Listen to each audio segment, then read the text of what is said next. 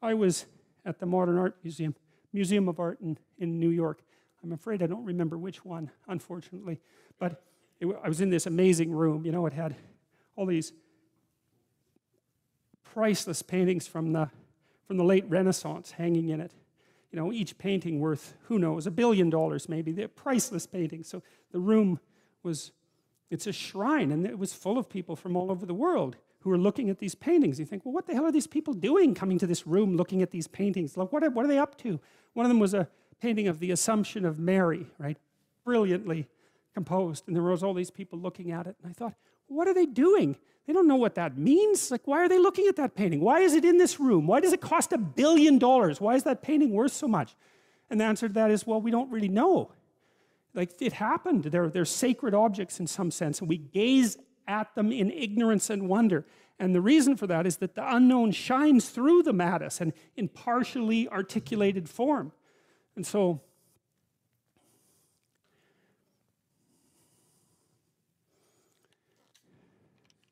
well, that's the role of art.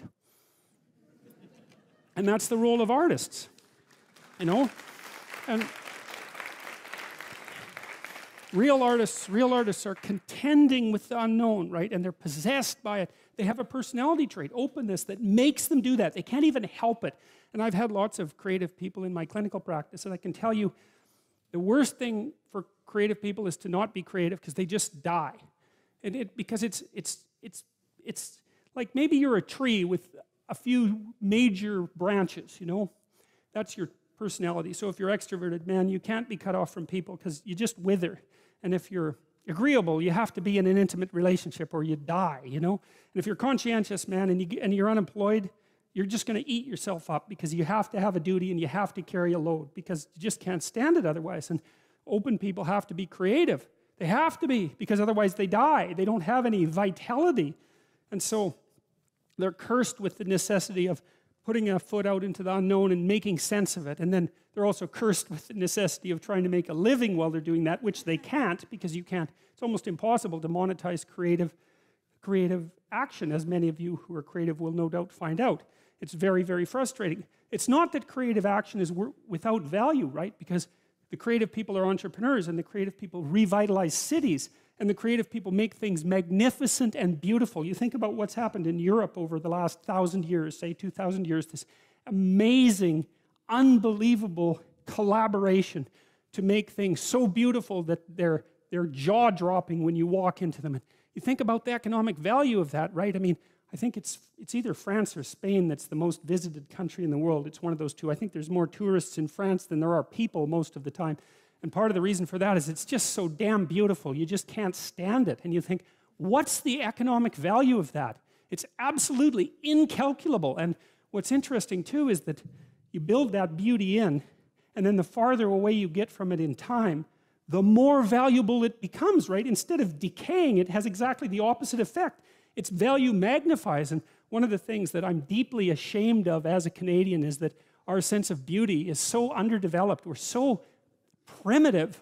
It's not even primitive, that's the wrong word, because, you know, I don't know what it is. It's second rate. It's second rate at least. It's terror too, because people are afraid of beauty. But the idea that art is, the conservatives really have a problem with this in particular, because conservative people tend not to be that creative. And it's a mystery by temperament.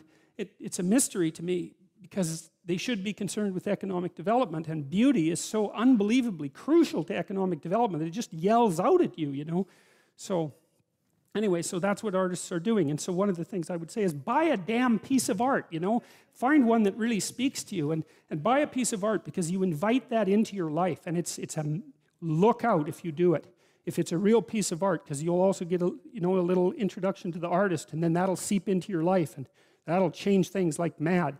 But it's unbelievably worth it, because it opens your eyes to the domain of the transcendent. That's the right way of thinking about it. A real piece of art is a window into the transcendent. That's what it is. And you need that in your life, because you're finite and limited and bounded, right, by your ignorance and your lack of knowing. And unless you can make a connection to the transcendent, then you don't have the strength to prevail. And that's part of the covenant.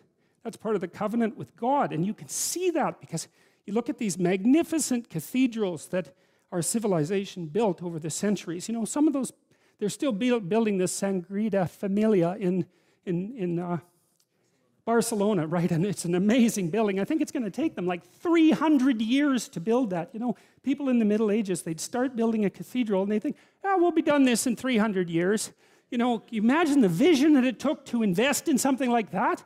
We look at quarterly reports. We can't think 300 years into the future to build something of that kind of remarkable, what?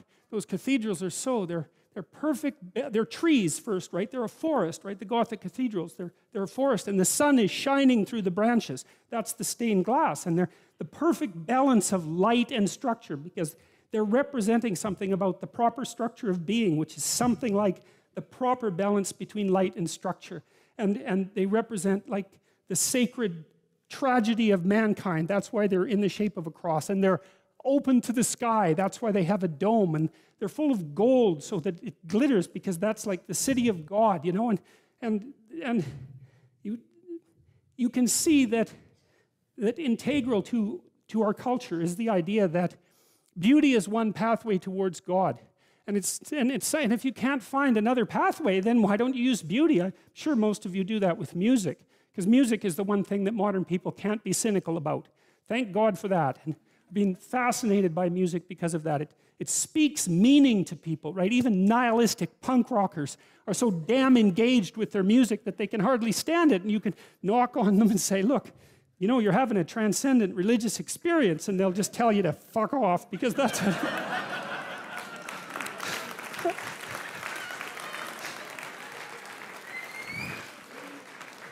And beauty, it's really hard to make something beautiful. And it's really worthwhile. And what's really cool is if you learn to make something beautiful, even one thing, if you can just make one thing in your life beautiful, then you've established a relationship with beauty. And then you can start to expand that relationship with beauty out into the world, like into other elements of your life. And that is so worthwhile. It's just incredibly, crazily worthwhile. And that's an invitation to the divine. You know, you have to be daring to do that. And people are terrified of it. People are terrified of color. They paint their walls beige.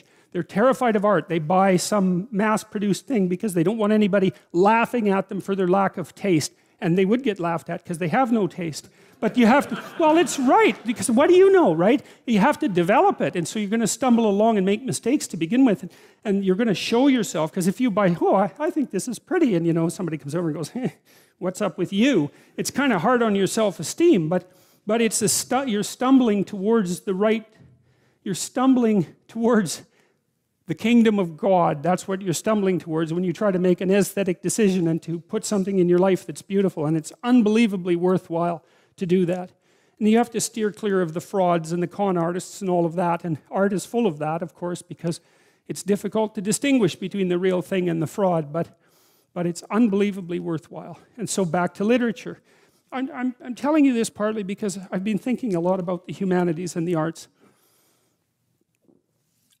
And practically speaking, because I know that artistic types are also entrepreneurial types. They're the same personality types. And so it's very much worthwhile to make an economic and practical case for this sort of thing.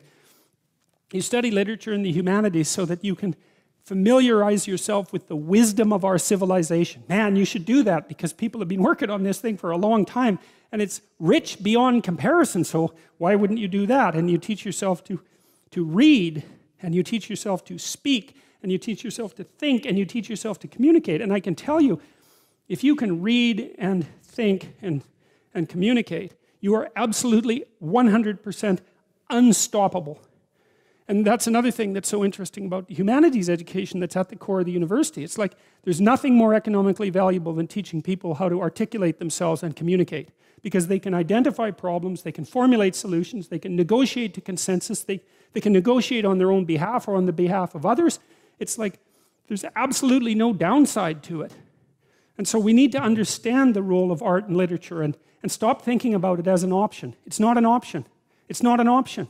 What is it said? Man does not live by bread alone. That's exactly right. We live by beauty. We live by literature. We live by art. And literally, not metaphorically. We cannot live without it, because life is too dismal and tragic in the absence of the sublime.